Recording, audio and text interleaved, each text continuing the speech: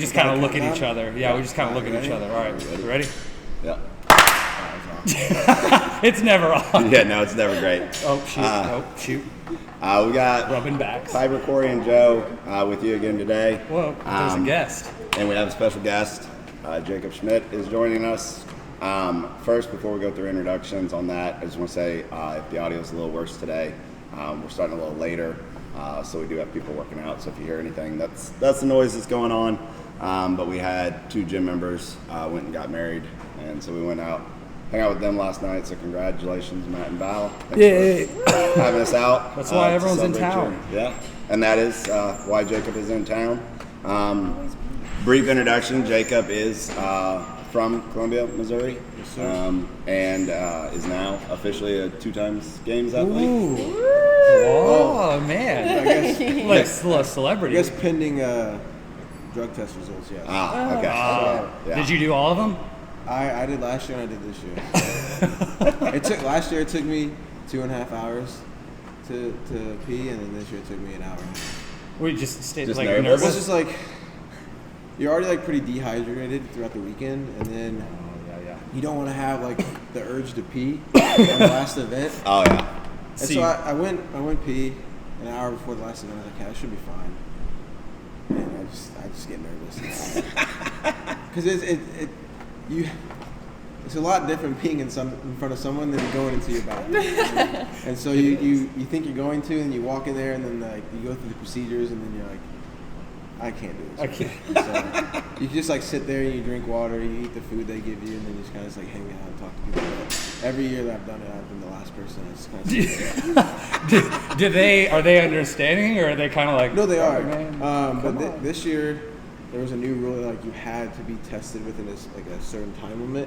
So I had to get tested at the 90-minute mark. I was like, I don't think I'm going to be able to pee. Oh man. And luckily I did. Wow. The person who tested me, they put on water noises, but I didn't ask for it. Like I was like getting ready. It's like hearing this. I was like, what is that? He's like, oh, I turned it on to help you. Like he didn't ask me if I wanted to do that. What a guy, like, man. Yeah, so, what a good way to start the podcast. There. Started with a fun story. So yeah, I guess if you want to talk about kind of how you got into CrossFit, background, stuff like that, maybe when you decided that the games were possible and kind of your approach there. So originally I got exposed to CrossFit in high school.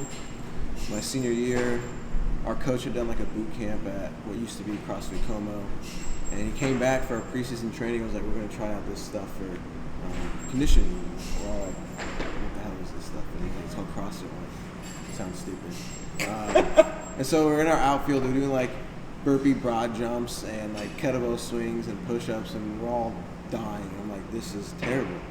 And at the time, like as an athlete in high school, you don't want to like be bad at anything. So I was like, okay, well, I don't like that feeling. So I was like, I want to research about what CrossFit is, and kind of started looking up videos. Found Rich Froning, started watching like the day in the life of his stuff with him and Dan Bailey. I was like, this shit looks cool, and I was like, I'm going to give this a shot. But at the time, I had aspirations to play college baseball, so I was like, that was my first goal. And so I went to William Woods for 1 year, 2 years, and I played baseball. I was like, I don't really love it anymore, and I started falling in love more with the training that we did in college. And when I got back home, I was like, well, I want to kind of dive head first into CrossFit, but I didn't really know what I was doing. And so I was like just kind of doing workouts here and there, and I realized if I actually wanted to pursue CrossFit, I'm going to need to find a coach. And that was in 2018 that I officially found a coach. I was like, I want to go to regionals, which was the thing at the time. And in 2019, they took it away, and that's what I would have qualified for regionals in 2019, but they took it away. So I kind of was like stuck, and went to Chicago, met the gym owner of the gym I work at now, and one of my teammates in Chicago, and kind of built that connection. And then in 2020, when the world kind of shut down, I moved back to Missouri, and kind of had an opportunity reached out to me to move out to Colorado and be on a team. And I was like, that was the first kind of time in my life I was like, I can actually go to the games, was when I got the invitation, because the athletes that are out there, really, really elite. And so, if I could surround myself with them, I'd just better myself, and then we could just become a team. And as you can see, we probably this year compete for the podium. So Yeah. And so last year you guys finished ninth? Seventh. Yeah. Seventh. Yeah, so last year we didn't have too many expectations. We just knew that we were a good team, but we didn't really know where we stacked up against the other fields. Because at the time there was 4 semifinals, so you didn't really get to see everyone that you're competing against. And this year we see more of the people we'll be seeing at the games. And this year we were like, okay, like there's not really anyone that can really beat us over a course of 10 workouts. So I feel pretty confident. So kind of just on that, so this semifinals, so it was last weekend. Yeah. Point wise, you tied for first. Yes.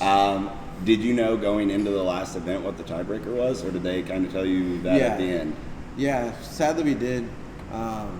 We knew that we had to win it, and then Misfit would have had a place between us and Invictus. Because at the time, going to the last event, we were 3 points behind Invictus, and then Kilo and Misfits was 6 points, or 3 points behind us. There was 6 points between fourth and first, so it was like, if you fuck up this event, if you screw up this event, then your chance of the podium just goes away. You go to fourth, but all the points, if you win it, you can go to first. So we knew there was a lot at stake, but at the time, like, we still had mathematically clinched our game spot. So that was kind of like a nice little thing to know, but we also wanted to win it. So we practiced in training one time, and we got 11:24. We're like, okay, that should be a pretty good time across like the all semifinals. But then when we got out there, we're like, we just got to send it and see what happens if you want to try to win this semifinals. So we did, and it kind of worked out really well. But then also we had to like slow down a little bit on the handstand pushes for the last set, but we still beat our training time by almost a minute. Oh wow! So we were happy with that, but then it was like sucky to know that we lost by 9 seconds to get because like. Throughout the weekend, we'd always get second by 9 or 10 seconds. It's like those little things, they add up, and so it cost us a first place, a legit first place. So we got third, but got first at the same time. Awesome. So if you could go back, like looking at that workout or any of the workouts, do you think there was an opportunity to make up that 10 seconds, or do you think you guys just like left it all on the field, like that was it, no matter what effort you put in and what you knew going into it? Yeah, I would say pretty much all the events went according to plan, except for the third one, which is the relay, which was the run, dumbbell bench, pistol, and pirouette. And our judge, for some reason, was super strict on the pistols. Like, he was down, like, on his knees, like, leaned over, and all the other judges was, like, up, like, just watching. And so, like, it's hard to see the inconsistency in judging there, because we got a total on our team 7 no reps on pistols. And with doing them on one leg, it slows down, like, the cadence a little bit. So that adds up to probably at least, 14 seconds. Yeah. So that could have maybe made the difference. Yeah, and so in that event, we took fourth. But between first and fourth, there was a 10-second window. So that was your That's first place. But we didn't know at the time that was going to be like the thing that we like really got screwed on. Yeah, we just like, it is what it is, just trying to move on. But when you look back on it, it's hard not to think like, oh, that guy kind of screwed us out of the first place finish, because first place there would have gave us 9 more points. We tied with everyone, so. And that would have been. But we don't know if because we got better on that event, if other events would have went worse, or if another team would have seen you at the top and pushed harder. Yeah, it's hard to tell, and you don't. We can only see the lanes around us, and that event there was 20 lanes, and who knows if like other lanes were getting the same judging we were. It's hard to tell, but one of the rough parts about, I guess, the sport where it is right now is even just doing like local comps. Like, you'll see inconsistencies in judging, and I've told people before, like, you go out there, you do your thing. Yeah. At the end of the day, like, there's not really much you can do about that. Yeah, and the hard thing is, like, we even have like video evidence, like, we were meeting the standards, just like he was just being like on our case for some reason. Maybe had a bad morning. I don't know. He was doing it. We were like watching because he was in the same lane the whole weekend, and like he no-repped Chandler Schmidt on one of his rope climbs. He no-repped Justin Medeiros on one of his one of the ring dips on his ring complex, and he didn't realize till after he finished the dip, he was like falling back. So he had to do a whole other ring complex, and he talked about it on the podcast with Savon, but like that whole ring complex, because the tiebreaker for that workout was your reps in the first round. And he tied for the people, but because he had to do another ring complex, he was like 3 reps behind in the first round. So he went from actually 6th place to 10th. And like that's just a lot of points in the week. And I just like, you need to have, because with a 60-person field, like so many people can skew the leaderboard. So like basically every point counts. And if you get kind of screwed on things that are kind of out of your control, but not really, you kind of, it's like hard to do anything about it. Yeah. Well, having a no rep is rough, period, but it needs to be timely. Yeah. Like, I mean, there's been times where I've been judging on a comp, and I'm like, that was a no rep, but I didn't call it quick enough. Yeah, it's too late. We've got to go on because they've switched movements. I don't know how you balance that as a judge, obviously on a bigger stage. Here, I'm just like, it's a local comp. I'm okay, but like I think about that, like I need to have a timely call for the athlete, because this is like they are. I mean, you guys don't pay. You guys pay to go to semifinals? Oh yeah. Okay. Oh, Because yeah. I know you have to, like, for people that don't know, you pay for the open, Yeah. and you pay for quarters. I didn't know if you paid for in-person semifinals or if Yeah. it's just like you're there. Yeah, there's a registration fee for semifinals and the games. Oh wow.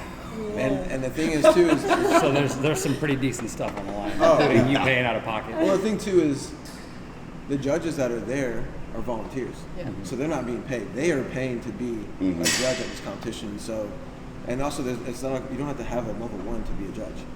Yeah. Yeah, Well, until so the games. she volunteered. Yeah, I got a position bid. at West. Yeah. And they were like, hey, we are offering a discounted hotel room. Yeah, that's about it. And I'm like, cool. Yeah. Can't afford that. Yeah, it's like a, Do you have a buddy system? Yeah, Or like, somebody can I could get bunk paired with with? somebody to like room with, or yeah. Yeah, one of our members, he was a judge at the semifinal. And he was rooming with 3 other people in a hotel room with only like twin-size beds or something like that. So like 2 people on the floor, 2 people in the beds, and Yeah. they're alternating in the same. It's like, oh wow. Especially They're doing all in this work. California, Yeah, it's so expensive. yeah, they That's- do. It's just like, That's the I guess double-edged sword of this is serious because you're paying to be Yeah. here and you've put so much time and effort into it, but like also these guys are paying to be here to like help out. So it's like it's frustrating, but you don't want to be mean, but you're also like, what the heck, man? yeah. That's rough. Yeah, it's also like you gotta have the mindset when you go into stuff like that things are gonna happen that are out of your control, and you just have to be able to adapt on the spot and just stay in your lane. Because like you could blow up on the judge, and that just doesn't do any good. Like, and if anything, it's just gonna make You're it killing worse. more Yeah. time. Yeah, you're killing more time, and anything they're just gonna probably judge you even harder from there and be real Yeah. So it's just like you can get the nerve, but then you have to just keep going and stay in your lane. And we always tell like people shoulda, coulda, woulda. Like if you look back at the event, like there's so many things you should have done or could have done, but that's just what happened. So you have to like accept that fact and then move on. And I think that's what like separates us as a team is like each event. Once we're done with it, we like analyze it, and then like probably 10 minutes later, we're like, okay, move on to the next one. And that's just like how you got to keep that mentality because It's like right after yeah. you got to see what you could have done better, but not dwell on it. Yeah, you think you like learn from it. You see things that you could have worked on or maybe done better, and then you move on to the next event. And then when something like that comes up again, you're prepared for it, and then that mistake won't happen again, hopefully. And that's the thing, like in competitions like semifinals, it's already pretty mentally draining because stress is high at all times. I don't know if anyone else struggles with it, but it's hard to eat at competitions, and so like you're pretty like underfed, you're pretty stressed out, and so you just have to like manage everything at all times, like make sure you're performing at your highest level. And so it's a lot. What was your favorite event? So for me, it's gonna be very different than my teammates. I really like the first one, but they didn't really like the first one at all. I enjoy more like the grunt work, grueling stuff, but like you kind of like really have to find another level to like push through. But it's also very different than like finding another level through that thruster workout. Mm-hmm. Like they really like the thruster workout because it's like that classic CrossFit muscle ups and thrusters, but that's a different kind of hurt than just like holding a sandbag or like trying to run at a certain pace like while you're fatigued. But I'd say that one was definitely my favorite on the first one, and then the last one was actually pretty fun, just like being in that race and like kind of feeding off of that. And also those movements are pretty fun. Huss poos, your favorite movement. Oh, I love some husbands. Huss poos. Can't stand some husbands. Yeah, rope climbs, anything with the worm I really like as a team because I like really test how well of unit that you work. And you really see a lot of like teams like fall apart on the worm because if you're off by a millisecond, then it feels so much different, and then one person suffers more than the other, and then things kind of fall apart. And so I really like the worm because we train every day together, and so we know each other really well, and we have like really good cues of when to pick up the worm and when not to. And so I think that's what I really like to do. How do you, when someone gets buried, because you're on a team of 4, maybe someone's having a really bad day. We were watching the Europe teams yesterday. Yellow belly CrossFit, the girl was just not getting down to her burpee quick down, enough. like down and out. How do you, like, is it hard to adjust? Is it easy?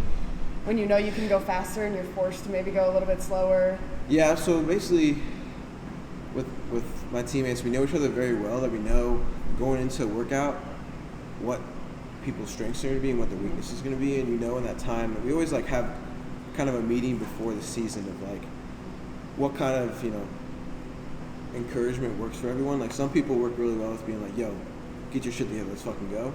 Or some people like need like, hey, like you're doing great, like just keep doing what you're doing and we're all fine. Like some people just need to have to talk to differently. Don't encourage me, tell me I suck and let's go. Yeah, no, for sure. And you have to like find that balance with people, because if you don't know someone very well and you haven't talked about that and say they are struggling, you're like, yo, pick up your shit, and they get upset, then there's like tension in that workout, and it doesn't make anything better. And at that time you need to like find a solution and then just like stick with it, because again, it could be really catastrophic and you could like really screw up the event, or you could like understand what's happening and then try to help out your teammate. I think Cooper's not gonna watch this, but in the first one, like he hates holding the sandbag, and that just comes down to like his like limb length. Honestly, he can barely get his hands around the 200-pound sandbag, and so we knew that was going to be hard for him, and so he's already going into that knowing like I'm going to be the person holding the team back, and so we just got to be on there and be like, hey, like we're here working as a team, like you're not going to be holding us back, like break it up as you need to, like we're going to be fine and stuff like that. And so really it's just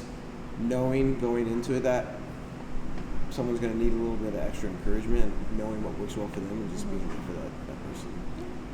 But with the burpees, it is hard with the worm, because if the person in the back is one that's struggling, you can't see. And so a lot of times that what helps people is like we do a down call to start our reps, and so we know that everyone's on the same page. And then if someone starts struggling, we'll yell out, be like, hey, slow down, or like, hey, pick it up. That way we all kind of on the same page. And that's just really what works well for us, is just communication. But if it does get to the point where like someone's really struggling and like that's not working, then you kind of just gotta like, take a step back, even if it's like 5 seconds, be like, hey, let's just stop, catch our breath, and then get back to what we're doing.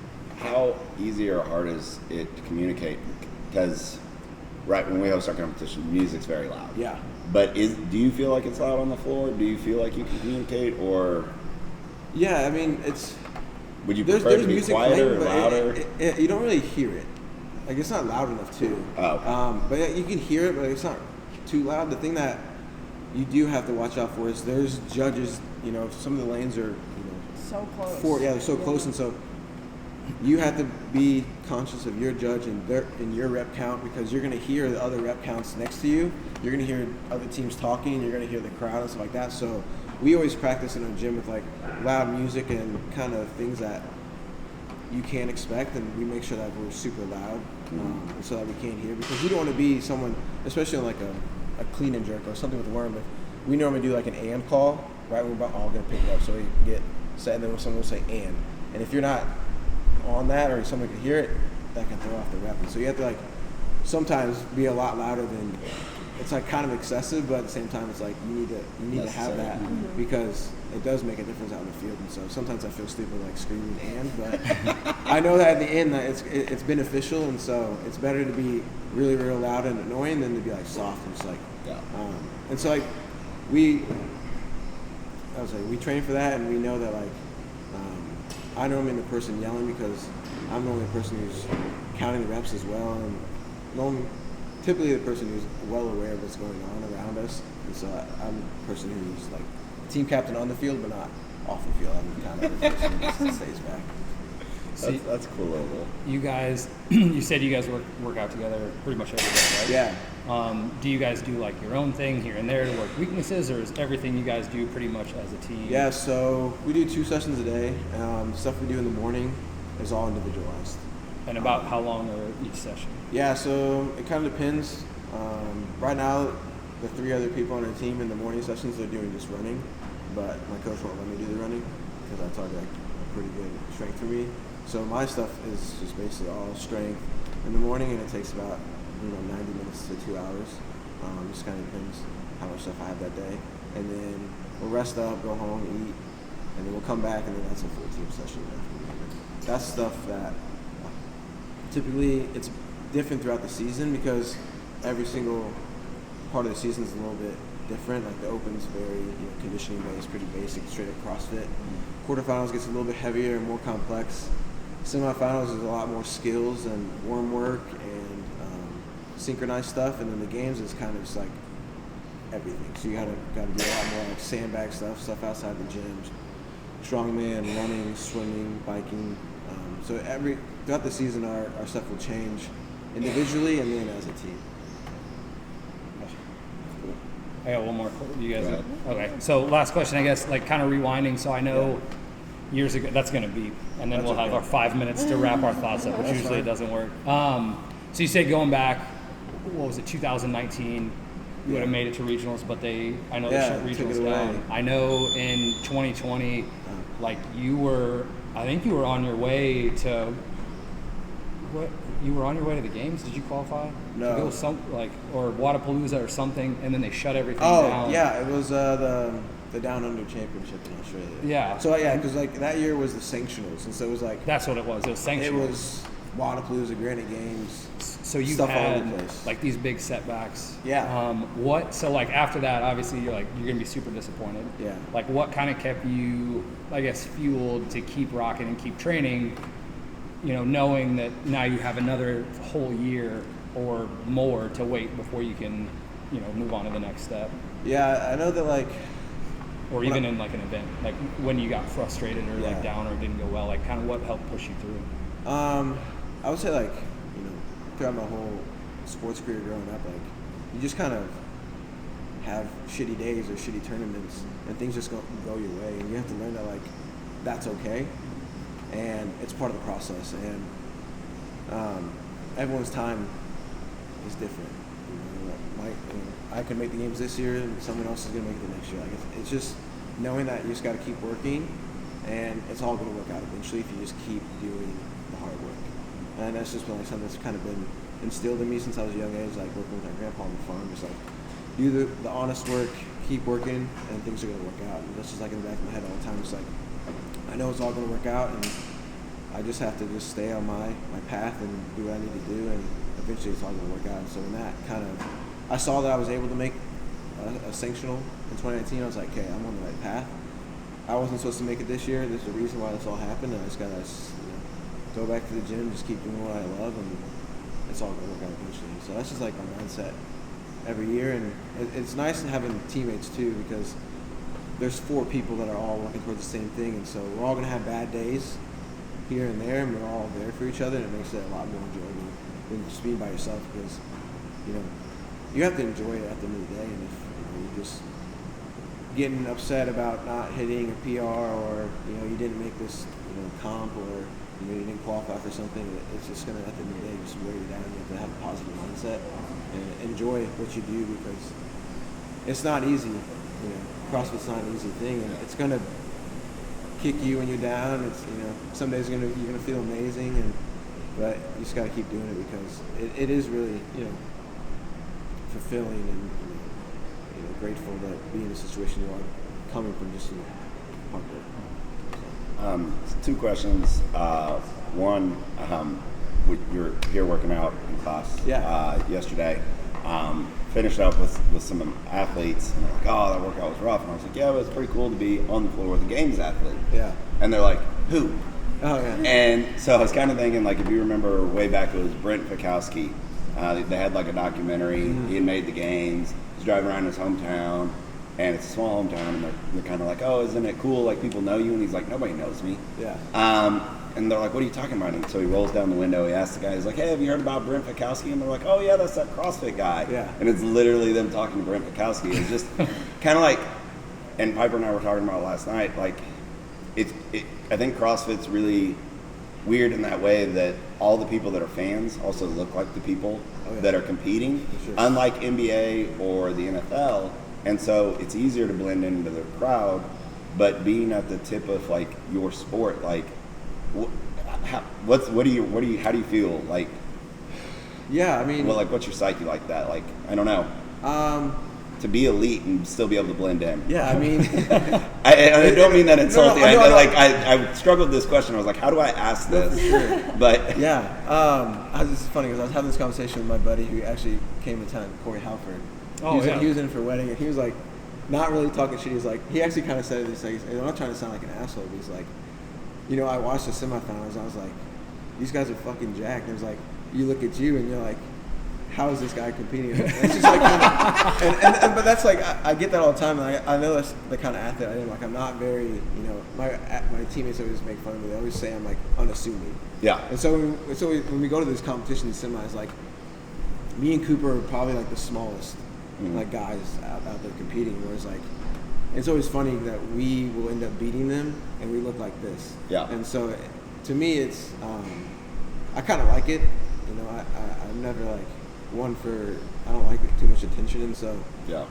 with also being on a team, like you don't get as much exposure as like individual athletes. And so not too many people know like, unless you really know me or like Yeah. have grew up with me here, or I came to your gym, like hung out with you. Like no one really knows that I do CrossFit because one, I'm pretty unassuming. Like I'm not really like a big guy, and two, I just like I really enjoy like being a part of the community and not really. I know like a lot of times when people become games athletes and stuff like that, they kind of get this arrogance about them, and then they don't want to do classes, or they put their headphones in and they stay away from everyone. But I really like enjoy like being a part of the community, and I love coming back here and hanging out with the people I started CrossFit with and stuff like that. So for me, it's just being myself and not trying to be like I'm better than people because I went to the games. Like we're all here trying to better ourselves, and at the end of the day, like that's more important than going to the games. But it's like I always get upset with people that not necessarily try to put people down, but think they're higher than someone because they're better at CrossFit. Yeah. If you're in here and we're all trying to better ourselves and be a better version, and be fitter than what we were, a couple of years ago, that's a really, really cool thing. And I think more people need to understand that when you come to the gym, that we're all trying to be A little bit better. a little bit better, and it's okay if someone beats you in a workout, or if you beat someone. Like it's all enjoyable. And I didn't mean like that you didn't look athletic. I meant more But I as don't. to, like, That's the thing. because I met Matt Frazier and I met Rich Froning, and in my head and watching them on TV before, I'm like, these guys are huge. Yeah. And then I go and stand next to them, and I'm like, Not big. Yeah. and like I had convinced myself like, well, I can never do that because those guys, they're athletic specimens, and it's like all the pictures and all that stuff look cool, and after their workout, they're super pumped. Yeah. But when you're just with them, like it's kind of like I actually could do this if I would put down that beer. Yeah. Now, maybe not to that level, and obviously I'm a little bit older, but that's like, and I remember I went to the last year regionals as a spectator with the affiliate, and we'd be sitting in the lounge, and people would come up, and I'd get to talking to them, and then I'd see the number on their arm. Yeah. I'm like, you're out there competing. Like, what are you doing? They're like, oh, I own my affiliate. I just thought I'd come up here and get some air conditioning. Or I saw Darren Hunsaker just sitting in the crowd, like in between events, and it's just like, what's happening? Like, can you imagine LeBron James getting done playing basketball and going and sitting in like the nosebleed section? Yeah, go and hang out with I don't fans. know. It's just so crazy to me. Yeah, and I think that's what's great about CrossFit is it started with the community. Yeah. And that's what it is. Like even at the highest level, like it really is a community. Like even when we're back in the warm-up area, like we're not like talking shit to other teams or like not talking to them because we're competing. Like everyone is all talking to each other, hanging out, shooting the shit and enjoying each other. And like that's really cool. You do see that like the NBA, where, like the higher level guys are all friends with each other because like they play games and pick up. But it really is about the community. And even if you're Matt Fraser, like he's in the warm-up area, like talking to people all the time, like he's not above anyone, and that's what's great about CrossFit. I think. That's awesome. Speaking of being above people, I don't want to flex my muscles or anything, but I think way back in the day, I might have beat Jacob in one workout that he didn't know he was participating in. So I don't know. It probably wasn't any of them. Do you still do your 40 I was going to say, do you want to repeat a rematch? No, I don't. It's always so that's the hard thing too. Is like sometimes I feel like, you know, if I come into a class and someone like knows me, like they always try to like beat me. I'm just trying to chill. Like, I'm just working out. I know. No, Jacob, you got a target on your back. I know. And sometimes, like, you know, everyone has good days and bad days. If I'm having a bad day and someone's like, man, this guy went to the games, I'm like, yeah. Like, I beat him and he went to the game? I know.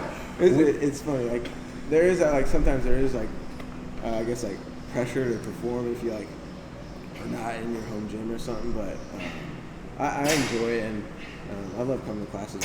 But sometimes I'm like, oh my gosh, like, he's feeling that guy. He's not in shape.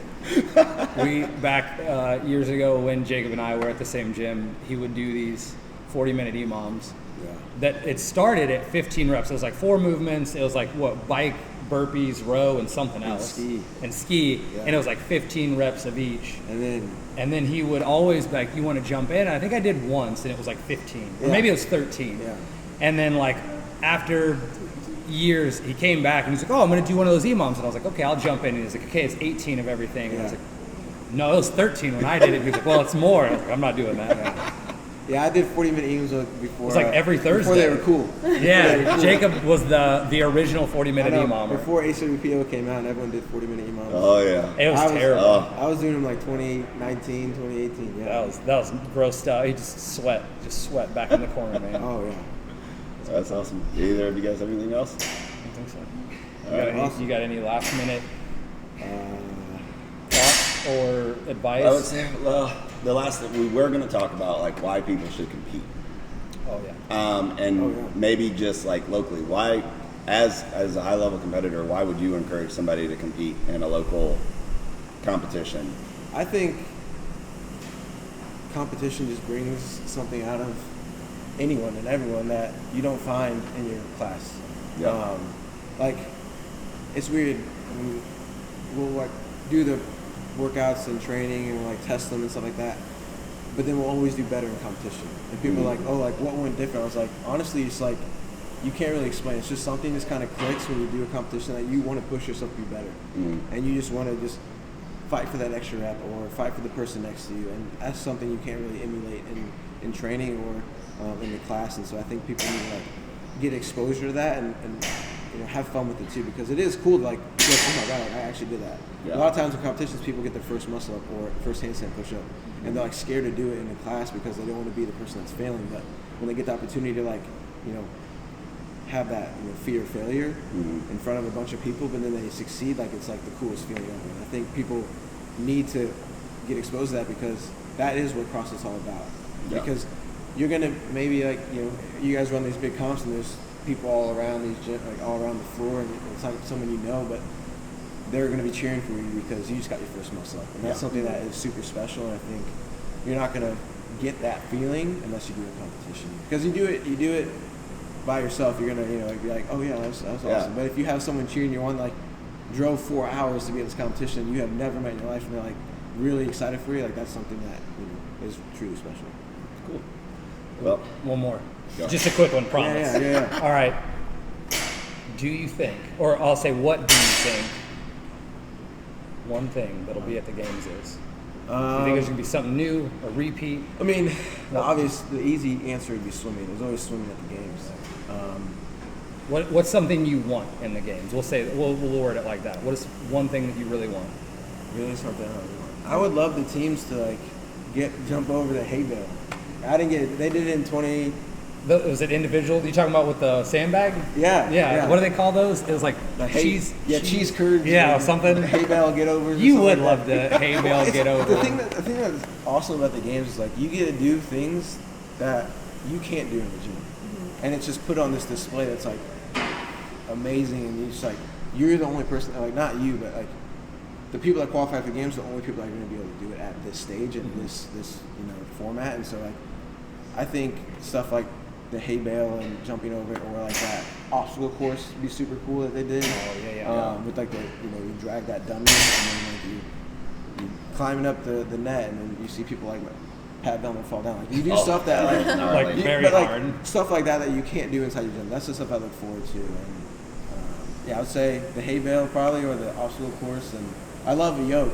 You don't really see a yoke in I do like competitions, but I do like the yoke. I'll make you a deal. If their games doesn't have hay bales, I You'll will build talk one? to a farmer, I'm building right and here. we are going to get our own hay bale for you next time you come. It's actually funny because when they had that in 2017 or 2018, when Omnia had a team at the games, one of the guys didn't realize he was allergic to hay until that day. Oh shoot! Oh no! That Yeah. would be awful. So he just can't. So he's he like can't going breathe. over, and then like he's like just like Oh, Rash. got Itchy. eyes everywhere, and he has to like Oh, finish the no. workout, and it's just like the worst thing ever. That's terrible. rough. Yeah. Hadn't thought about that. So, well, hey, I really appreciate you taking your Oh, time. thanks for having me on. I with us. appreciate it. So good luck the rest of your training. Yeah. And Probably look forward gonna to get watching you at the games. A lot more recognition now that you are on this video. Yeah, we do Yeah, I'm get ready. 20 to 30 views. Let's go. I hope you're prepared for the overwhelming popularity that's I'll, coming your way. I'll post it, and then people at my gym will see it, and then we'll all get it. Oh, it'll There all we be go. great. Perfect. All right. Well, thanks you. again, man. Appreciate Yeah. it. Great. Thanks.